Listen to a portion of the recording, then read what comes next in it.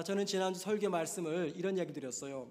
아브라함이 약속의 땅에 임했던 기근을 피해서 왜 애굽으로 내려갔는가? 두 가지 이유라고 말씀드렸어요. 첫 번째는 기근의 위기에서 자기를 구해줄 분은 하나님이 아니라 자기 아내라고 믿었기 때문이다. 두 번째는 자신의 안전에 관해서 하나님은 아무것도 하실 수가 없다라고 생각했기 때문이다. 이 두 가지 이유 때문에 기근을 피해서 애굽으로 내려갔다 말씀을 드렸습니다. 오늘은 지난주에 이어서 한 번 더 오늘 본문을 가지고 말씀을 나누도록 하겠습니다. 저는 지난주 이런 말씀 드렸어요. 믿음이란 무엇이냐? 믿음이란 하나님을 절대적으로 의존하는 것이다. 믿음이란 하나님을 절대적으로 의존하는 것이다. 그러면 하나님을 절대적으로 의존하는 것은 무엇인가? 내가 할 수 있는 일들, 그 일들에 관해서는 굳이 하나님에게 도움을 청하지도 않고 하나님의 뜻도 물어보지 않습니다.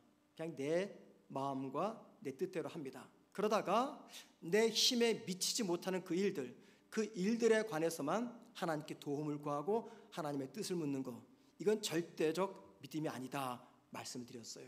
절대적 믿음이란 작은 일이든 큰 일이든 혹은 내 힘으로 얼마든지 할 수 있는 일이든 혹은 내 역량 밖의 일이든 어떤 일이든지 관계하지 않냐고 매 순간 매 사건마다 하나님의 뜻을 묻고 하나님께 도움을 구하는 것, 이게 절대적 믿음이다 그랬습니다. 그리고 이런 절대적 믿음을 가지고 있게 되면은요, 하나님의 인도를 받은 결과가 어떠하든지 그 결과를 그대로 수용하게 됩니다.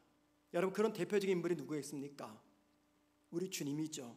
주님은요, 하나님을 절대적으로 믿었습니다.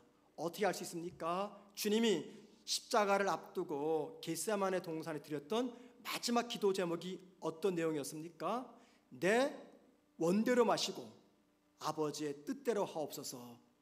이게 어떤 믿음입니까? 하나님께서 어떤 결과를 주시든지 하나님께서 나를 어떻게 인도하시든지 나는 그 결과를 믿음으로 수용하겠습니다.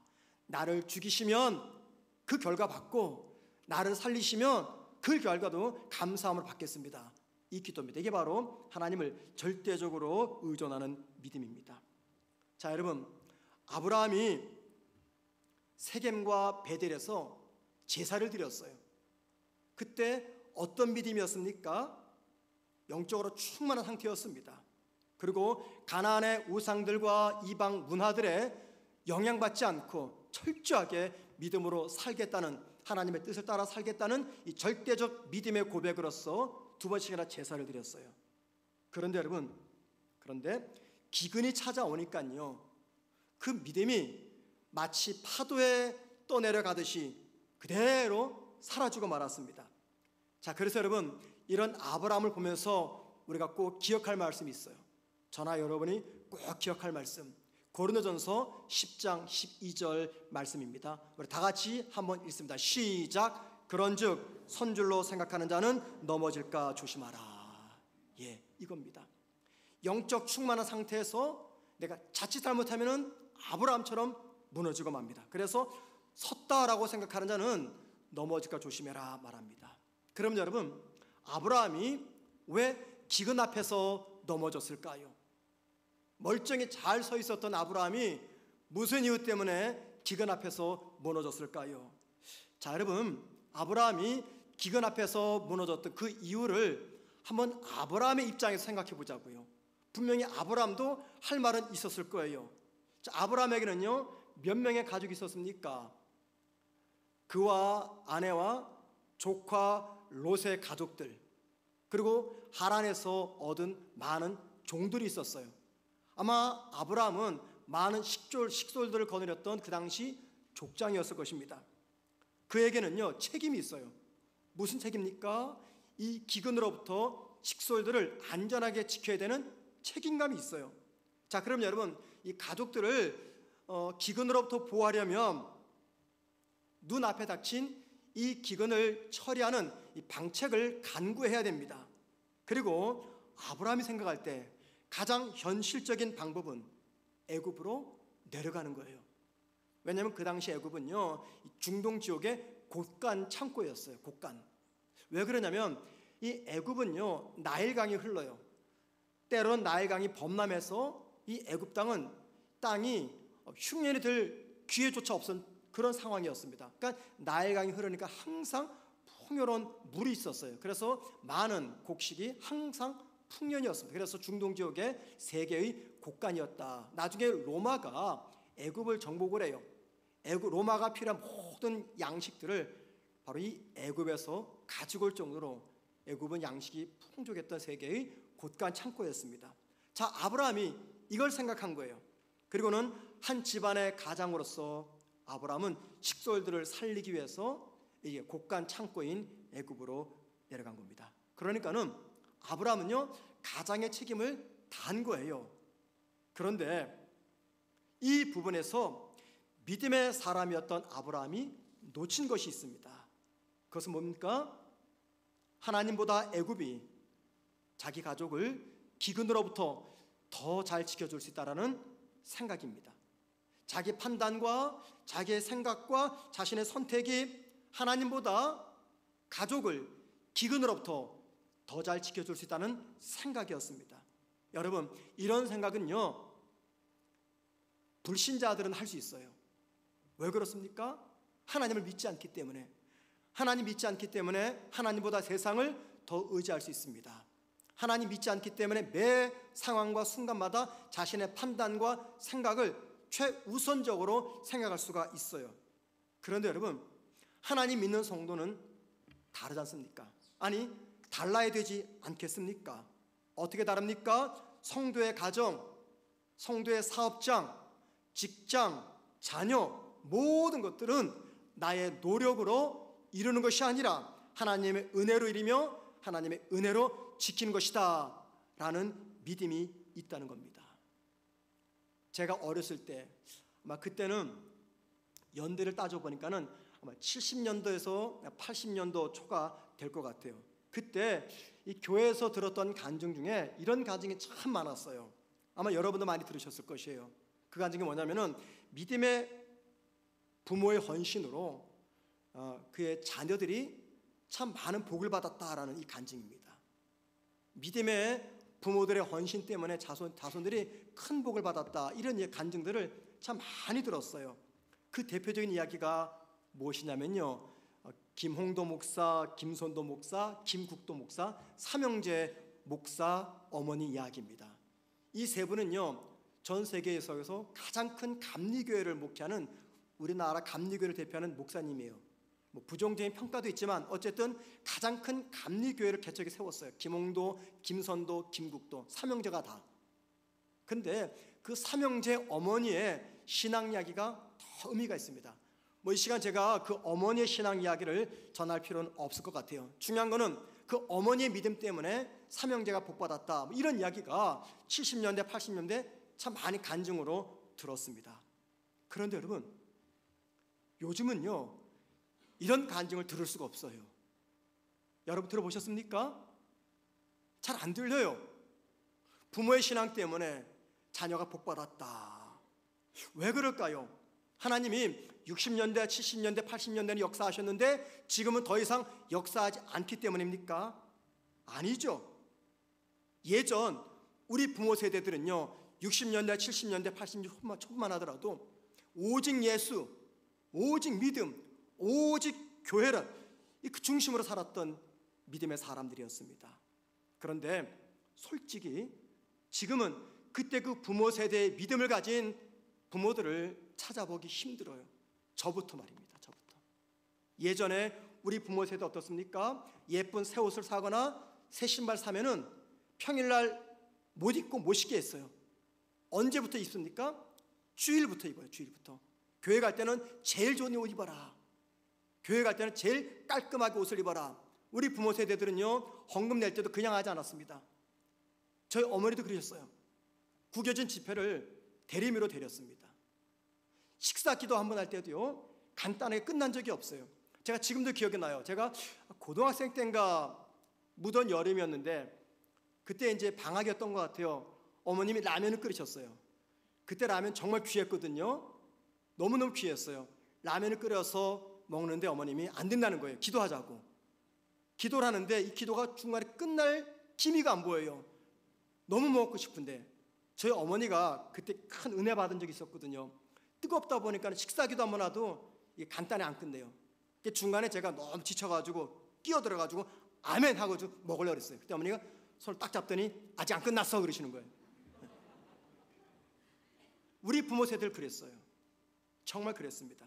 특별히 제가 여러분에게 저를 잘 섬겨달라고 그런 말 하는 거, 저 그런 거 싫어하는 거 싫어합니다. 예. 적어도 예전에는 목회자를 주의 종이라 생각해서 주의 종, 이건 잘못된 거죠. 종이 주의 종 이런 개념이 느꼈어요. 그런데 아무튼 부모 세대들은 목회자들을 주의 종이다 그래가지고 지극히 섬겼어요.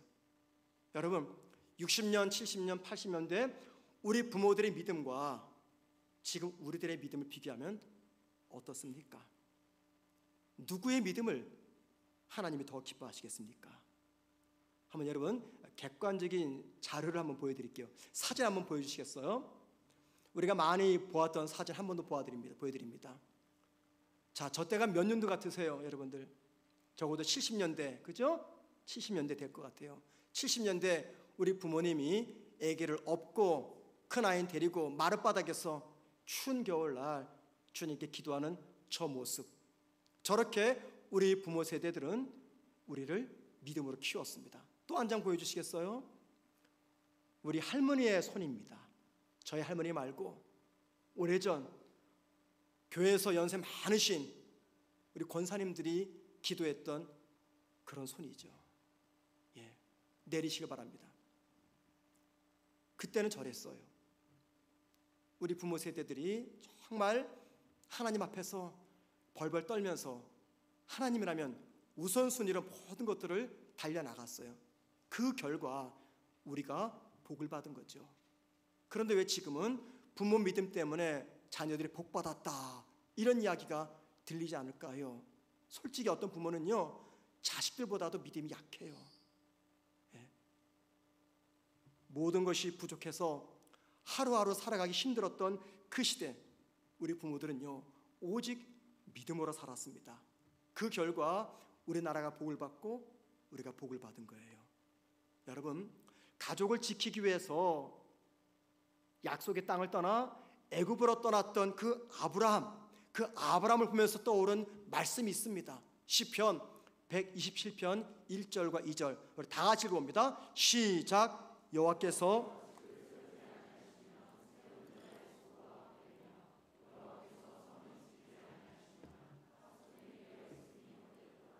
너희가 일찍 일어나고 늦게 누우며 수의 떡을 먹음이 헛되도다. 잠을 주시는도다. 여러분 이 말씀이 지금 무엇을 강조하고 있습니까? 기근 같은 환란이 우리 가정에 찾아올 때 누가 우리 가정을 지켜주느냐라는 겁니다. 하나님의 도움이 없는 나의 열심만으로는 나의 가정, 내 사업장, 내 자녀, 내 직장을 지킬 수가 없다고 이야기합니다. 하나님이 지켜주셔야 나의 가정, 내 사업장, 내 직장, 내 자녀를 내가 지킬 수 있다라는 것을 이야기해요. 믿음의 가장이었던 아브라함은요 가족과 함께 세계의 곡간으로 알려진 애굽으로 내려갔습니다. 여러분 기근을 피해서 애굽으로 내려간 이 아브라함을 보면서 우리가 세 가지를 꼭 인정해야 됩니다. 이 아브라함의 모습을 통해서 세 가지를 인정해야 돼요. 첫 번째 무엇이냐면요 약속의 땅에도 기근이 찾아온다는 것을 인정해야 됩니다. 약속의 땅 거기에도 기근이 찾아온다는 것을 우리가 인정해야 돼요. 지금은 많이 나아졌어요. 그런데 한국 교회 안에 자리 잡고 있었던 가장 강력한 신앙이 있습니다. 기복신앙입니다. 기복신앙 혹은 축복신앙입니다. 이 기복신앙이 무슨 신앙입니까? 예수 믿으면 복 받고 예수 믿으면 모든 것들이 다 잘 된다라는 신앙입니다. 여러분 이 기복신앙에 의하면 하나님이 약속하신 땅에는 절대 기근이 찾아와서는 안 됩니다.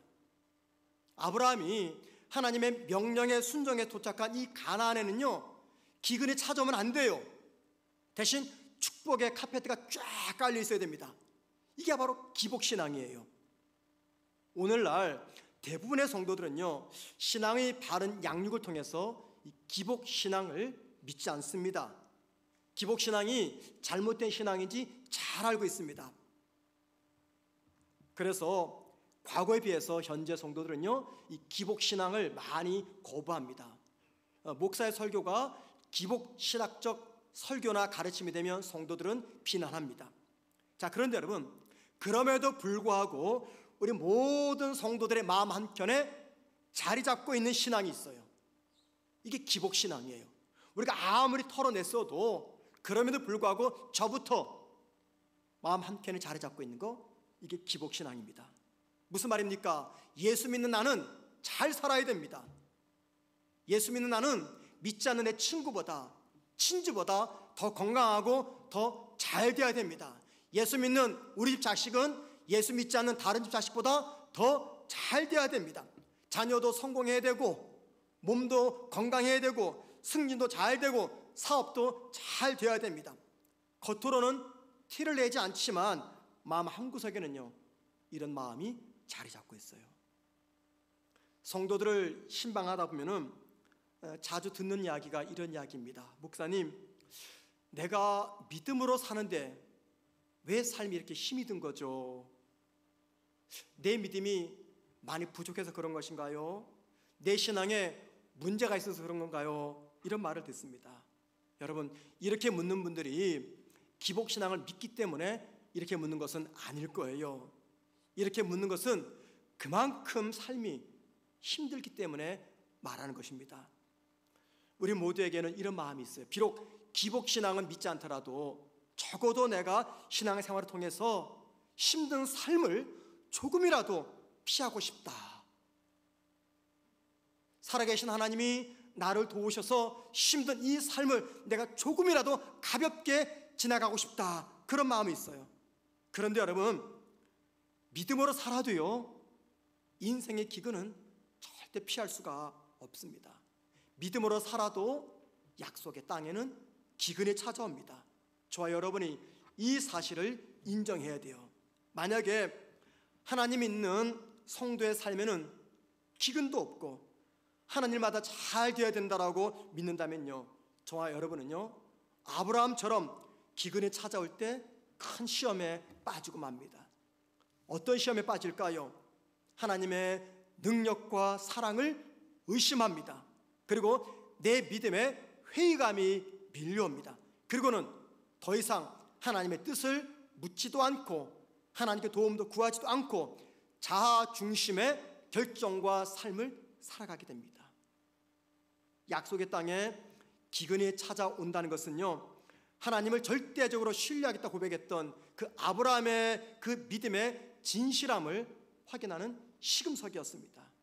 그것처럼 성도의 삶에 고난이 찾아오는 것은 평소 내가 주님을 향해서 주님, 내가 주님만 사랑합니다.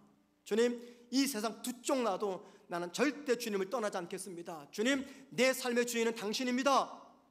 하나님께서 모든 것 주셔서 내가 받아 쓰고 누리고 있습니다 라고 하는 나의 믿음의 고백이 참된 고백인지 확인하는 시금석입니다. 삶의 안전이 보장되지 않는 절박한 상황에서도 전폭적인 신뢰를 하나님께 드릴 수 있는지 확인하는 시간, 그게 바로 내 인생의 기근이 찾아오는 시간입니다. 약속의 땅에 기근이 찾아오지 않으면 얼마나 좋겠어요.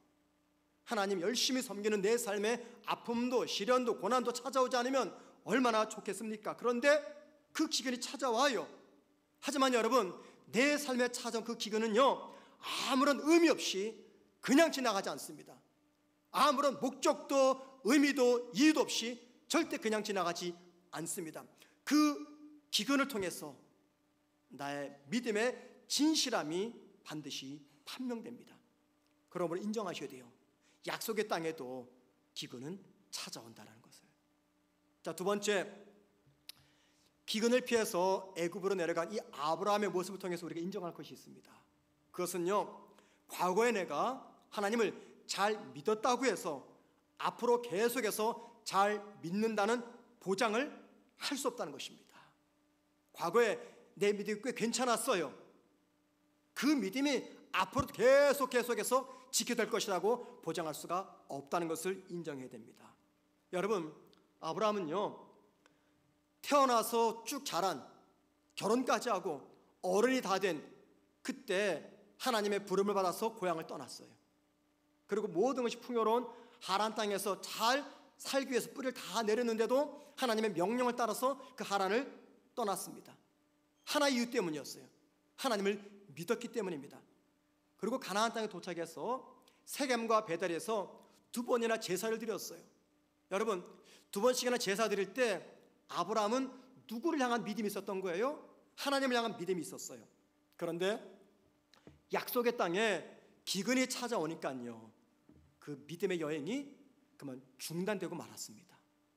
과거에는 좋았는데 오늘은 믿음의 여행이 중단되고 말았습니다. 생각해 보세요. 만약에 기근으로 인해서 아브라함이 죽게 되면 하나님의 약속이 성취가 됩니까? 실패가 됩니까? 실패되는 거죠. 어떻게 성취될 수 있어요? 아브라함이 죽었는데. 만약에 아브라함이 이 사실을 믿었다면 기근 앞에서 어떤 반응을 보였을까요? 이렇게 했을 겁니다. 하나님, 이 땅을 내 자손에게 주신다고 약속하셨는데 지금 내 삶에 기근이 찾아왔습니다.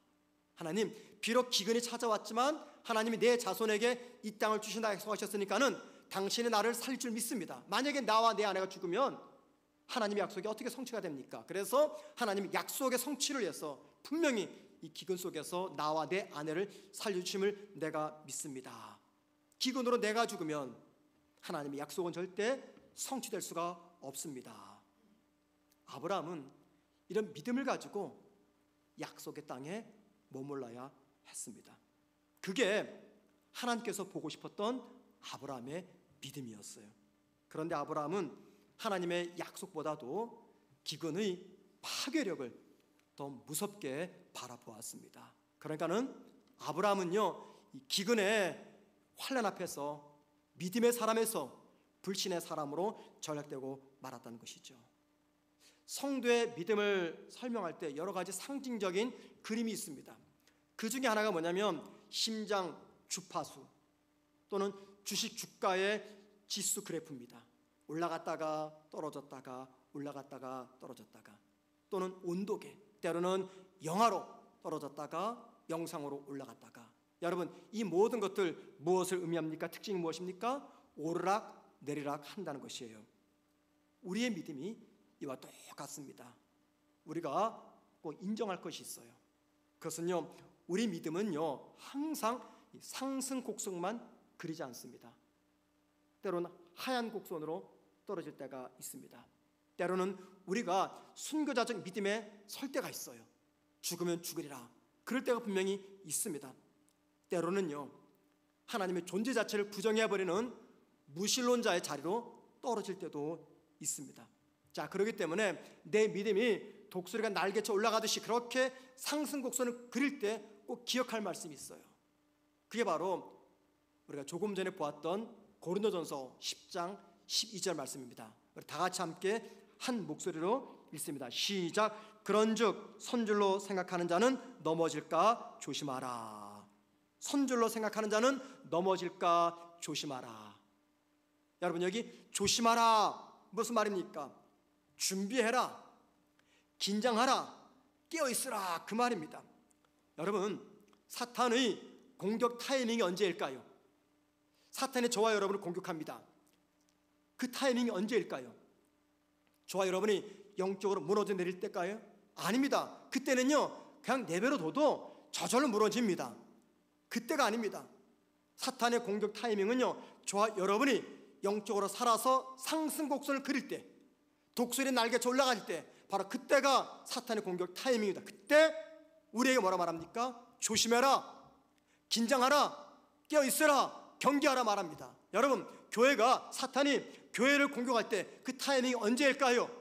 성도들이 기도하지 아니하고 믿음이 무너지고 성장도 안 되고 모두가 다 패배의식에 젖어 있을 그때일까요? 아니요. 그때는요 그냥 놔둬도 교회는 저절로 쓰러집니다.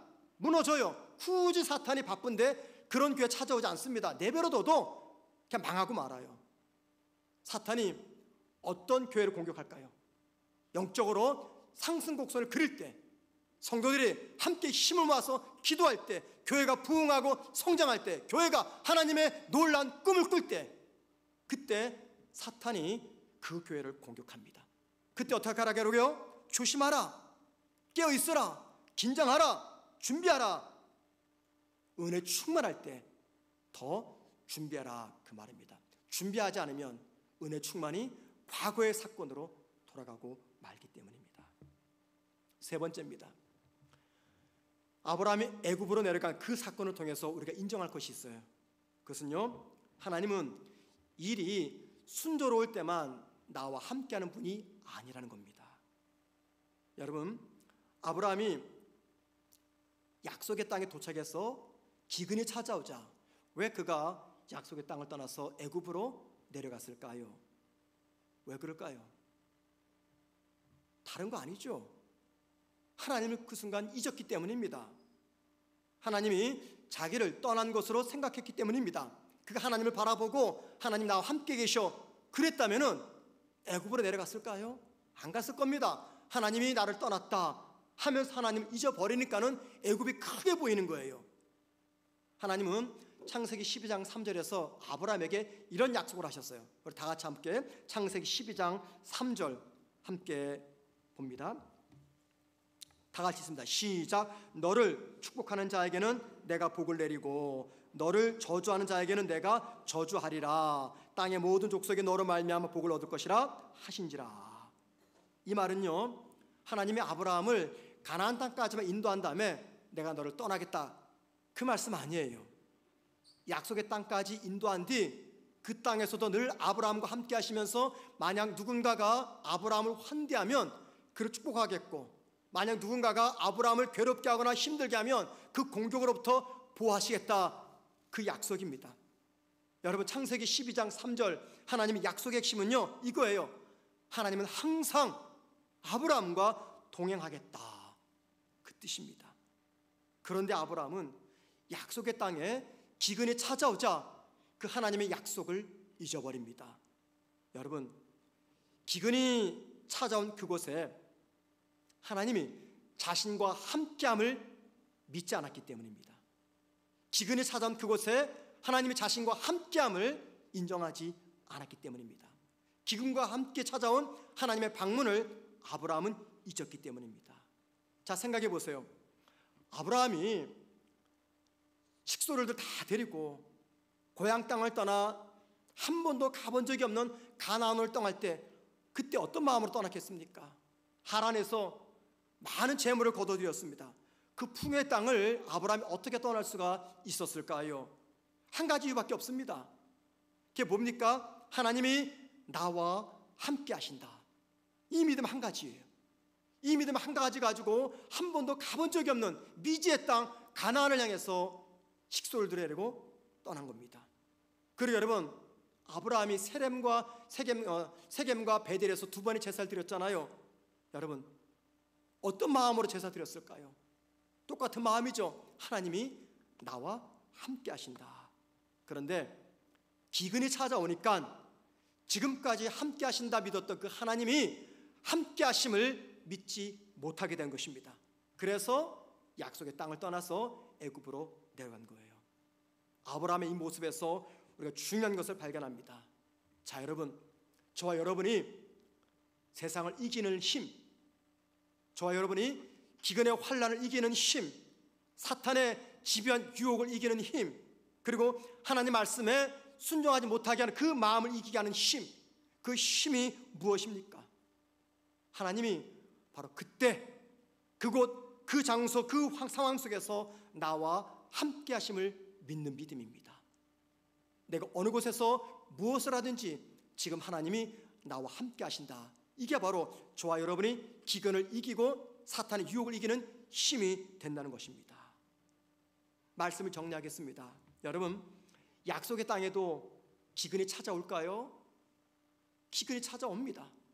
그러면 하나님께서 약속하신 땅인데 왜 거기에 기근이 찾아오겠습니까? 우리는요, 이 질문에 대한 정확한 답을 몰라요. 누가 알겠습니까? 하나님께서 약속하신 그 약속의 땅에 내 인생에 기근이 찾아오는 것 우리가 어떻게 알겠습니까? 그런데 여러분, 믿음으로 사는 성도에게 고난이 찾아왔다면, 기근이 찾아왔다면, 비록 삶은 많이 힘들고 아프겠지만 거기에 분명한 이유가 있습니다. 목적이 있습니다. 은혜가 있습니다. 그게 뭘까요? 잘 들어보세요. 믿음으로 사는 성도의 삶에 찾아온 그 기근은요, 중요한 기회를 제공해 줍니다. 약속의 땅에 기근이 찾아오면요, 그 기근은 우리에게 중요한 기회를 제공해 줍니다. 그 기회가 어떤 기회입니까? 기근 중에도 성도를 먹이며, 기근 중에도 성도를 살리며, 기근 중에도 성도를 회복시키시는 하나님의 능력을 체험하는 기회인 것입니다. 여러분, 이스라엘 백성이 40년간 광야에서 고생했어요. 그런데 여러분, 그들이 40년간 광야에서 고생만 했습니까? 아니에요. 그들이 광야에서 뭘 경험했습니까? 기근의 땅 광야에서 그들이 뭘 경험했어요? 애굽에서는 경험하지 못했던 만나와 맥주라기를 경험했어요. 반석이 터지면서 물이 솟아나는 기적을 경험했어요. 홍해가 갈라지는 기적을 경험했고요, 불기둥과 구름기둥의 기적을 경험했어요. 어디서요? 기근이 임했던 광야 땅에서입니다. 재정적으로 넉넉한 부모를 둔 자녀들이 유학을 갈 때는 큰 걱정이 없습니다. 그냥 공부 하나만 잘하면 돼요. 뭐 경제적인 문제야 부모님이 다 후원해 주니까는. 그런데 그럴 형편이 안 되는 자녀들은요, 이 유학을 가면은 경제적 문제, 학업의 문제, 이 두 가지를 가지고 씨름해야 됩니다. 그런데 결혼해서 자녀와 아내, 가족들을 데리고 가면요, 세 가지 걱정이 생겨요. 돈 걱정, 학업 걱정, 가족 걱정. 그러니까는 결국 돈 없는 유학생이 가족을 데리고 유학을 간다, 그 말은 무슨 말이냐면 기근의 땅으로 들어간다는 거예요. 정말 기근의 시간입니다. 얼마 전에 우리 강윤주 목사님이 유학을 떠났어요. 나이가 40이 넘었어요. 40이 넘었고 또 홀로 어머니만 계시기 때문에 경제적으로도 여유치가 않습니다. 거기에다가 또 이제 청소년기에 접어드는 두 딸을 데리고 떠났어요. 제 마음이 짠했습니다. 제 모습 보는 것 같아가지고. 그래서 제가 강 목사님께 그런 말씀을 드렸어요. 목사님, 많이 힘들 겁니다. 힘드는데 분명히 하나님의 살아계심을 더욱더 생생하게 경험하게 될 것입니다. 왜 그럴까요? 거기가 기근의 땅이기 때문에 그래요. 여러분, 우리가 오늘 본문을 보면서 중요한 것을 붙잡아야 됩니다. 기근을 피해서 애굽으로 내려간 그 아브라함과 그의 가족들을 하나님이 어떻게 다루셨는가라는 겁니다. 하나님이 약속 어겼어요. 불신으로. 그리고 애굽으로 내려갔어요. 그때 하나님 어떻게 하셨습니까? 애굽의 바로의 손으로부터 아브라함과 그의 가정을 보호하셨어요. 하나님의 약속을 불신했던 아브라함을 보호하셨어요. 만약에 아브라함이 하나님의 약속을 믿고 비록 약속의 땅이 찾아온 기근 앞에서도 애굽으로 내려가지 아니하고 하나님의 말씀을 믿는 믿음으로 내가 죽으면 죽으리라, 여길 떠나지 않겠다 하는 마음으로 가나안을 지켰다면 하나님이 그 아브라함을 어떻게 하셨을까요? 하나님의 약속을 불신하고 애굽으로 내려간 아브라함도 하나님 보호하셨는데, 하나님의 약속을 믿고 가나안을 지켰던 그 아브라함을 하나님께서 어떻게 다루셨겠습니까? 기근에 굶어 죽게 하셨을까요? 아니면 살 길을 허락하셨을까요? 분명 아브라함은요, 약속의 땅에 찾아온 그 기근 속에서 하나님의 살아계심을 생생하게 경험할 수가 있었을 것입니다. 하나님 어떻게 이 기근 속에서 그의 약속을 실천해 가는지 아브라함은 두 눈으로 똑똑히 목격할 수가 있었을 것이에요. 하나님께서 약속하신 그 땅에 비록 기근은 찾아왔지만 하나님의 약속을 믿는 믿음으로 그 땅을 지켜나갈 때 어떻게 하나님이 신실하게 그의 가정을 보호하시는지 아브라함은요, 생생하게 체험할 수가 있었을 것입니다. 제 자동차가 오토입니다. 스틱이 아니라. 여러분 다 오토죠. 그런데 오토 기어에는요, 보니까 이게 있더라고요. 운전 모드 중에 세 가지가 있어요. 하나는 노멀, 하나는 이코노믹, 하나는 스포츠. 여러분 차이도 있죠? 있을 거예요. 우리 교회 스타리아도 있더라고요. 이 세 모두가 왜 필요합니까? 도로 상황에 따라서 때로는 경제 속도로 운전해라, 이코노믹으로 두르고, 때로는 그냥 평범하게 달려라, 노멀 누르고, 때로는 산길 올라갈 때 스포츠로 달려라 해서 누르면 힘을 받습니다. 이 도로 상황에 따라서 이 운전 모드가 바뀌는 거예요. 목사의 가정에도 삶의 위기가 찾아옵니다. 그런데 대부분의 위기들은 넉넉히 견디지만 가장 힘든 게 뭐냐면 자녀들에게 찾아오는 어려움이에요. 아마 여러분 가운데 자녀 문제 때문에 지금 눈물로 기도하는 분들이 계실 겁니다. 그분들에게 제 짧은 간증이 시험이 되지 않았으면 좋겠습니다. 오해하지 말고 들어주세요. 저희 가정에도 자녀 문제 때문에 큰 어려움이 찾아왔습니다.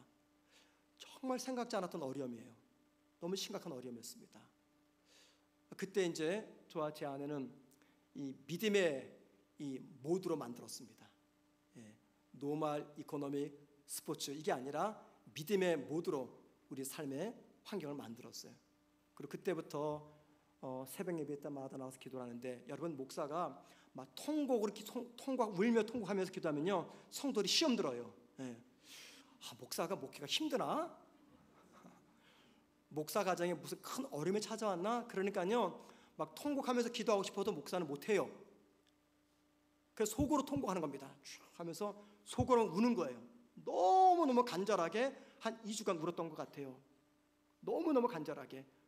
소리는 못 내고. 여러분 그 아픔을 아십니까? 근데 하나님이 정말 놀라운 신비한 방법으로 이 문제를 해결하셔가지고 전화 위복되게 하셨어요. 더 잘 만들어 주셨어요. 제가 자녀 놓고 기도한 여러분에게 시험 들지 마십시오라고 부탁했던 것은 이겁니다. 나는 아직도 기도하는데 내 자녀 문제 아직 남아있는데 천 목사 무슨 소리 하는 거야? 여러분 이렇게 생각하세요. 우리 자녀의 문제가 너무 심각했나 보다. 하나님께서 빨리 응답하실 정도로 너무너무 심각했나 보다 생각하시면 됩니다. 무슨 말씀을 드리고 싶냐면은 이겁니다. 여러분 우리 가정에 직장의 문제, 사업의 문제, 건강의 문제, 자녀의 문제가 찾아왔어요. 여러분 우리가 어떤 모드로 바꿔야 됩니까? 기근이 찾아왔어요. 어떤 모드로 바꿔야 됩니까? 하나님이 어떤 모드를 기대하실까요? 어떤 모드를 만들어야 하나님 역사하실까요? 다른 거 아닙니다. 믿음의 모드입니다. 믿음의 모드. 그 믿음의 모드가 무엇입니까? 하나님을 절대적으로 신뢰하면서 그 고백적 표현으로 기도의 자리를 찾아오는 겁니다. 다른 거 없습니다. 여러분 우리가 무슨 힘으로 이 세상을 이깁니까? 우리가 무슨 능력으로 자녀의 앞날을 지켜줍니까? 다른 거 없습니다. 믿음의 모드밖에 없어요. 내 삶에 기근이 찾아올 때, 약속의 땅에 믿음의 가정에 기근이 찾아올 때 이겨낼 수 있는 것은요 믿음의 모드밖에 없어요. 그 믿음의 모드 때문에 우리가 기도의 자리를 찾는 겁니다. 그리고 그 순간 기도 자리 지키는 성도들에게 하나님께서 모든 것들을 감당해낼 수 있는 하늘의 능력과 땅의 복을 허락해 주신다는 겁니다. 이 시간 우리 모두가 운전 모드를 장착하셔야 됩니다. 그게 뭐라고요? 믿음의 모드. 믿음의 모드. 그 믿음의 모드를 어떻게 표현됩니까? 기도라는 것입니다. 기도를 통해서 하나님께 가까이 나아감으로 말미암아 약속의 창에 찾아왔던 그 기근을 넉넉히 감당하는 저와 여러분 되기를 주의 이름으로 축원을 드립니다.